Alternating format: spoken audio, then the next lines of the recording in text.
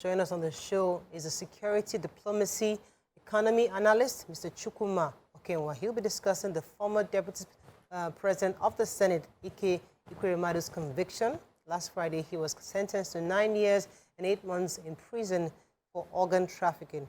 You can join the conversation at 081-281-270-53687, 091-390-76948.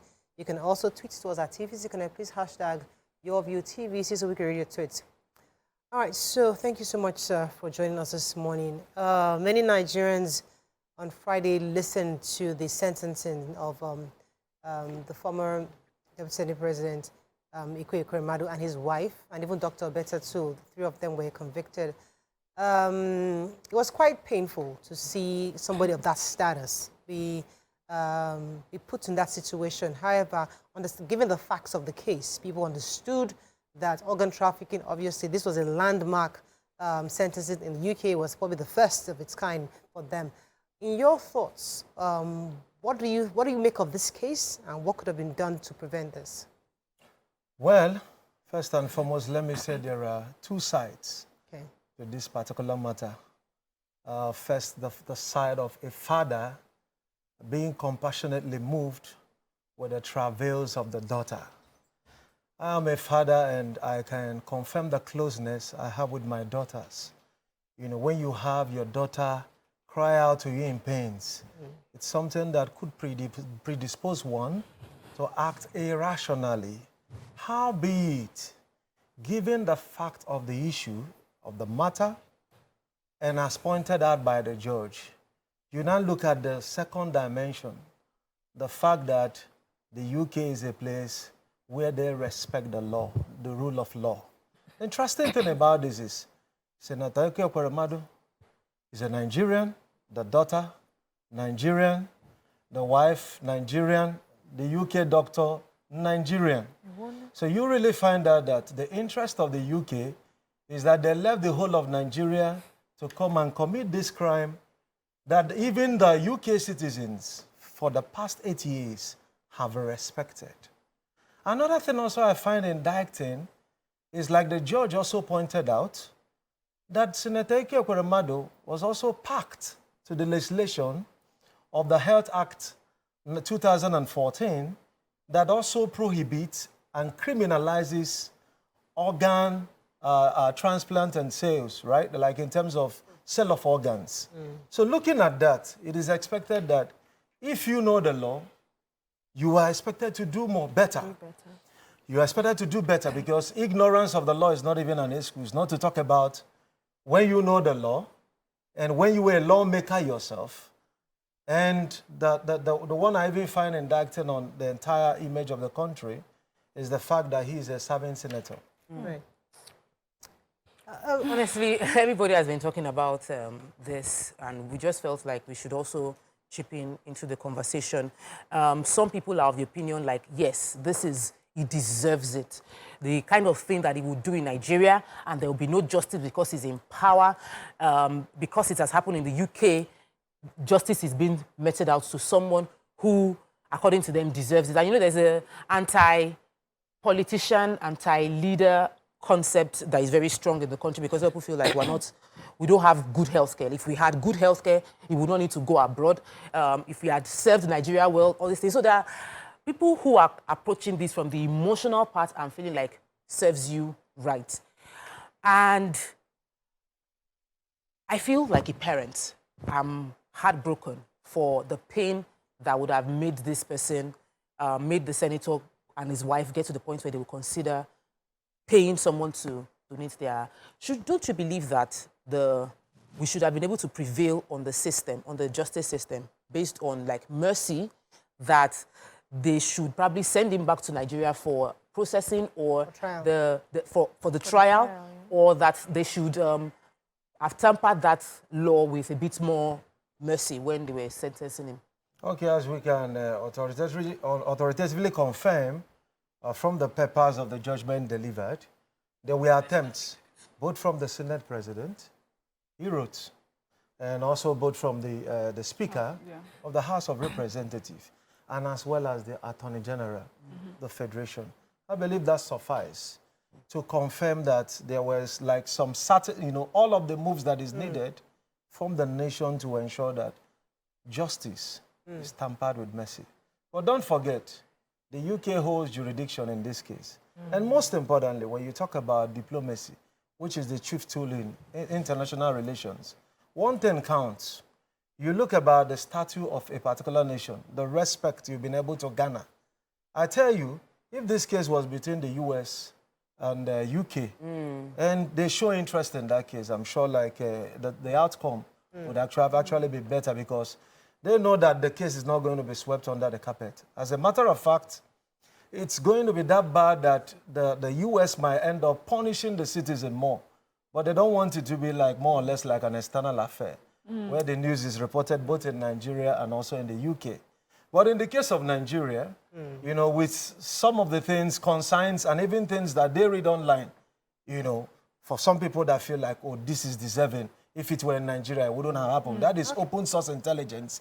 And the UK would have been like, oh, if we release this man to Nigeria, then there won't be consequences. So it's a consign. So I'm happy, you know, we went that way because I've heard many people speak and I hear sympathy and empathy for the Ekweremadus. I've heard very little about the boy who would have been, whose organ would have been used, or for his family or his family members that may not have been sure of what they had done, you know, for that child. And so for me, I was going to say the only way I guess the UK was going to be sure that justice will be served is to make sure that he's there. And so my question is, then on what moral grounds is the Senate and the House of Reps and the Speaker calling for mercy? Are they in a way agreeing or validating or, you know, what the Ekweremadus have done or were planning to do? Perhaps because he's a senator. Yeah, because one of the things, I'm widely traveled, and part of what I do deliberately is engage with the Nigerian community and the high commissions in some cases. And it's regrettable to know that in many cases, when Nigerians get into trouble and you reach out to the Nigerian High Commission in that nation, there won't be any response. So there's not that part of concern and all the rest, even from the High Commission. And I think it's one of the things the next administration should begin to look into, where you're wading into like any matter that has to do with Nigeria, if they reach out to you. And then even also like issues of renewal of passports, taking up to 2 months. I mean, it really brings Nigerians to ridicule, where they are not treated as Nigerians in their High Commission. But far away from that, I think the only reason would be that this is a serving senator, and I mean, in that spirit of brotherhood, or we are all in the National Assembly. And there's some things that are just a no-no. And that aren't there just some things that should just be, we would like to separate ourselves from this action? In all honesty, is it just enough to just be a part and parcel of a colleague? In all honesty, we can actually look at these two ways, but then the two ways we have to look at it is that whatever be the case, the image of the nation is at stake. You are not going to say, I am not the Ekwerimadu's family, right? Whatever thing like in Nigeria does abroad. You know, when we talk about ambassadors, you have the formal ones and informal ones. Every Nigerian abroad is an ambassador. Because whatever thing you do, the next time you travel in and you are subjected to excess scrutiny, just because you are Nigerian, then know that it's coming, it's culminating from the actions and inactions of some Nigerians that are abroad. Yeah, can this justice be also appealed? Because I know that after cases like this, if you still feel aggrieved, you can go back and appeal and appeal and appeal, and it may change later on. Yeah, sure. That is possible, like through political and diplomatic solutions. You understand? But as it stands, the judge has spoken and it stands. But you know, I've watched several movies, you know, we've watched many Hollywood movies, and they will have lawyers find a way to always put in some kind of a medical angle to this. Because the reason why I said that, just over the weekend, I was watching a documentary on the brain, and it was talking about the fact that there is a component, an amyloid-like component in the brain, which is called the amygdala, which is the one that handles your fear, and it gives you the fight or flight mode. So when there's fear come over a human being, it shuts off totally, and you become very irrational.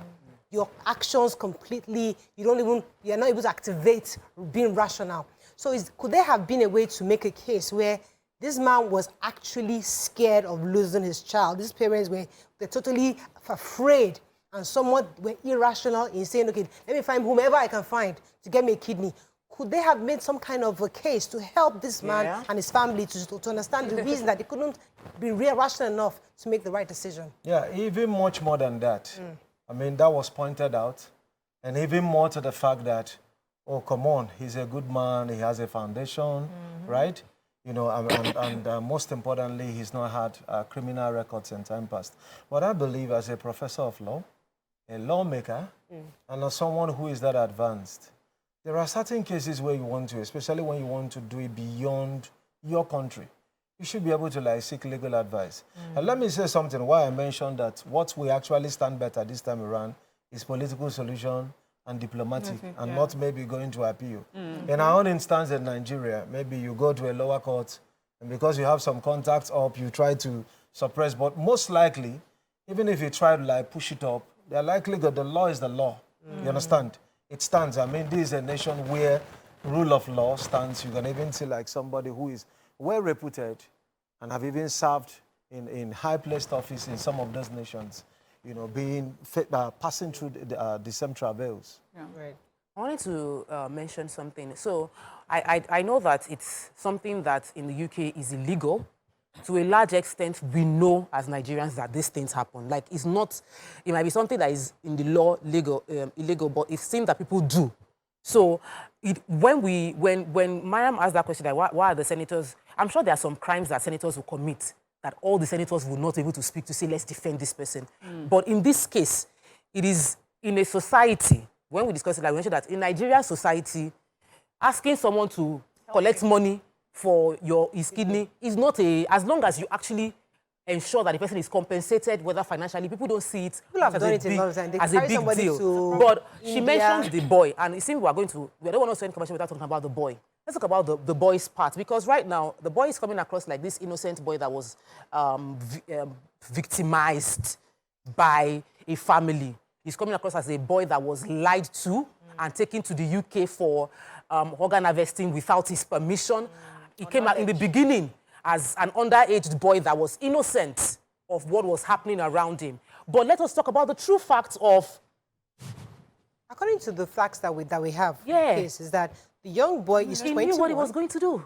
It was not he wasn't underage. He lied about being underaged. He lied about knowing what he was going to do. So can we address the fact that this not so little boy agreed from Nigeria and got there and changed his mind and put by his action, jeopardized this entire process. So let me point out two issues which are very, very important here. You know, when you look at the UK modern slavery law, it says that whether the person is a minor or not a minor, it doesn't hold here. Yeah. Because I'm sure that many Nigerians, when we are pushing the narrative that, oh, he's not a minor, or he's an adult, we were thinking that maybe should the UK actually validate that, and that will make it like a very strong case for Ekweremadu. But that doesn't count in this particular case. And then number two, the fact is that what was actually the premise for which the boy agreed? Yes. The reverse senator said that he agreed and that he is the cousin, you know. Yeah. So, but then it was established that there was no relationship whatsoever. So there's, I mean, the law doesn't look at the face. So he lied. So if actually, and I mean, when the judge was rolling out the case, he said you have a lot of cooks, you have a lot of people working for you. So why wouldn't there be like anyone who will, on compassionate ground, say, I want to do this because my boss has been good for me? Why will it be like a Lagos boy, you know, striving to survive? You know, when you put what he makes on daily basis, I mean, it doesn't hold water. So these are the premise with which to look at it. So in this particular case, whether the boy ab initio agreed for it to be sold or not. Part of the facts that we read was that when he was interviewed in the hospital, he was asked, say he's not aware that when he was asking, are you aware what kidney? Say he's not aware what kidney was. So that's where the discrepancies also can you really validate that indeed he was aware before he left Nigeria? Because at the point of interview at the hospital, he was claiming he didn't know the whole... Okay, but then there was a letter flying out then, you know, written by the senator to the British High Commission, stating the purpose why they want him to go, that he wants him to go and donate kidney. I don't think the boy is unaware. You know, when cases start, lawyers begin to educate, right? yeah. You want to make your case and all the rest of it. And if you ask me, on a face value, perhaps one of the major things they did where like Ekweremadu like stepped like red line was the plan to repatriate the boy back to Nigeria, After right? the donation. You know, after they failed, because, you know, there was a technical term that was used. Yes. That mismatch. And the mismatch could be either on legal grounds or medical grounds. So the mismatch is, oh, we'll find a discrepancy here. And I don't think it's on legal ground because, I mean, some tests were done before finding him. I mean, you can't just be taking, you take one person, if it fails, you bring another person, you can. So there were some tests, I believe, that must have been done, both on the grounds that there were already some discrepancies, and then trying to bring back the boy and then maybe getting educated on certain issues. But another thing also it points out is, here you have a society where, like, I mean, these are Nigerians. Where that has happened for a street boy to be in the court with a former deputy Senate president. I mean, that wouldn't happen. So you are talking about, and that really shows us what rule of law should look like. Where, like, every person is equally empowered by the law. No matter who you are, you have a voice. That, I mean, the law should make it in such a way that the child of a nobody can become somebody. I mean, we've had cases where somebody, some rich man, very influential, can threaten you that you're going to rot in the jail, right? Whether you have a case or not. May I ask this question? I've been meaning to ask it since it's the fact that, you know, just Tokwe was saying something about this is something that's acceptable here in Nigeria, but it is illegal in the UK. And I wanted you, if you could help us, tell us if it is illegal here in Nigeria, what was done? Okay, yeah, it's illegal in Nigeria. Yes, we have a health act that prohibits that, the sale of that, by 2015. But then, well, I think from the dimension she was going from, like, based on the public sphere, there's that impression, right? Yes. That impression that, oh, I mean, if we actually agree, I mean, there are people that sell blood. It's former, right? I mean, they just but go you like would know that you're and all doing the rest. something that was constitutionally illegal. They should know that, yes. I think that's important because I don't think all of us knew that it was constitutionally. Look, well, a lot of things we do in this country that are illegal, but because we have the laws, they're not just enforced. Because nobody holds us to account. So that's what happens. We have the laws here, but we have to wrap up. We run out of time. But thank you so much. I mean, our hearts go out to all the various parties, the young boy, the girl, the daughter, who is ill and sick in the hospital. We don't know how she's doing. The boy who is, I don't know, he's in the UK, they're going to get a job, come back to Nigeria. We don't know. No, he said he cannot come back. He said he can't come back. He said it's not safe in Nigeria for him to come back. Oh, really? I didn't even get that part. And then the Ekweremadus and it. So all parties, I think they've been lost all the way, and we really hope that the families can at least find a way to be private this time and help this young girl find some kind of healing through this process, because this is a really difficult one for their family, the young boy, and even Nigeria at large. That is all we can take on today's show.